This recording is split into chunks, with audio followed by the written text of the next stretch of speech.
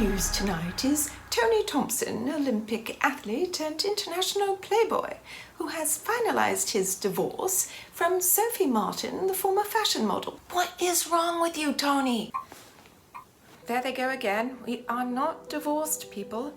Not another one. There's been an update which came in during the commercial break.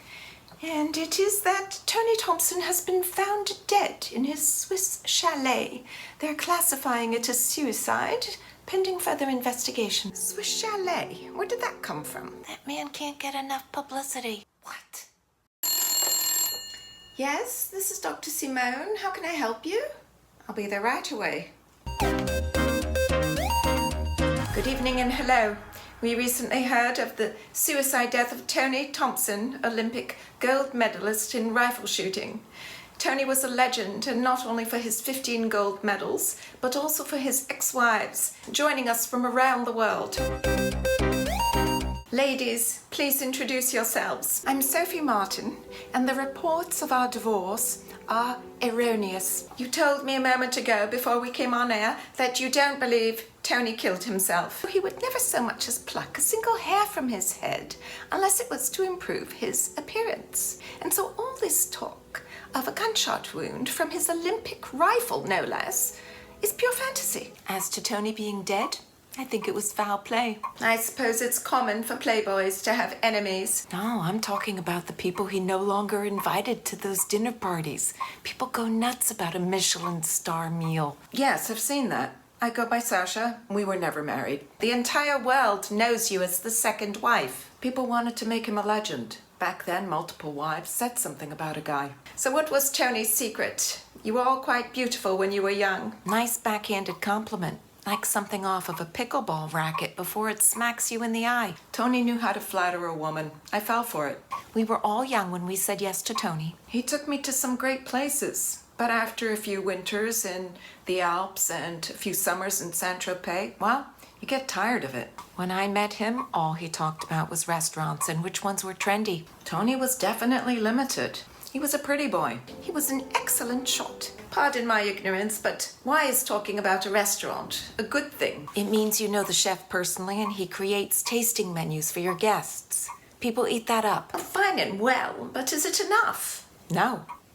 Well, to my mind, the question is, how could you have borne the tension knowing that the next wife was right round the corner? He didn't leave us. We left him. Except Sophie, who didn't have the good sense to do so when she still had her looks. Stop picking on me, Reagan. I shall have no trouble finding another husband. Tony Thompson was a legendary playboy, and you're telling me you all left him? Why? Everything revolved around Tony. He chose first and you got the leftover. He went first and you followed. When we were in Lausanne, I asked if we could go to this jazz bar because Woody Allen was a regular. Tony refused. It worked for Tony because he got us when we were young. When we wised up and left, he went for the next one, so he never grew up. Tony knew how to create substance when there was nothing behind it. Take his smile. It was an unusually winning smile. I'd assumed you were a bunch of gold diggers. No, he chased us. Tony liked nothing better than to listen to you, as long as there was something he could learn from you. If you put all of us together, you could see how much Tony had learned from us. Gave him substance. Or the semblance of substance. Could you substantiate that for me? All right, I will. With Tony's backing, I became a tour guide in the Serengeti, and I also do photography for the top nature magazines. Tony learned all there was about photography. The art side, the technical side, all without touching a camera. And then my stories of big game adventure, he learned them by heart. That's creepy. He was clever to do that. Stories go a long way in his world, where people don't want to do the work for themselves and find their own stories. Reagan, what's in your life at present? I have a modeling agency in New York and Berlin. Sasha was one of the first models. I was.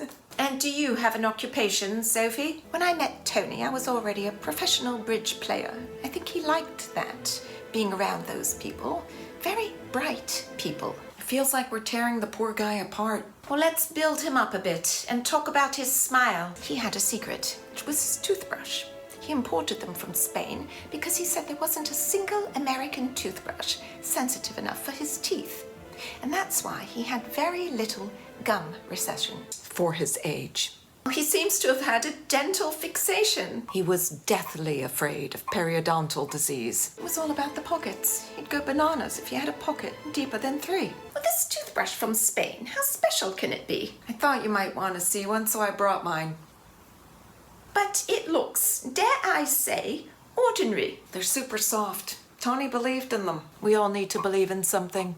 And for Tony, it was floss, toothbrushes, and dental visits. Lately, he was going to the dentist every month for a cleaning, and last week he went to Zurich.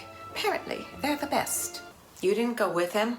No, I told him he'd become obsessed with his dental hygiene, and I wasn't going to coddle him anymore. Tony hates to travel alone. No wonder he served you with divorce papers. That conjecture of yours, keep it to yourself. I'm his widow, all right? Zurich.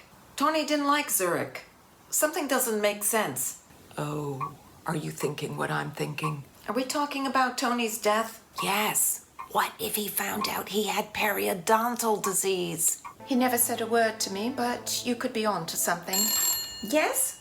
Very good. It seems we have another guest. Let's bring her on. Now, please tell the audience what you told me earlier. I was Tony's dental hygienist here in Boston, and we recently diagnosed him with periodontal disease, and he became hysterical.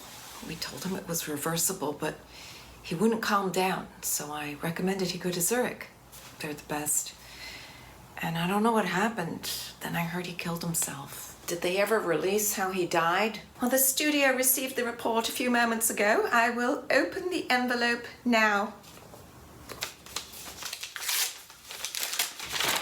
It seems it was fluoride poisoning, and it may have been accidental because they found traces on his teeth. Well, now we know. It was an accident. Indeed, and all because he couldn't bear the thought of losing his smile. Vanity of vanities. All things are vanity.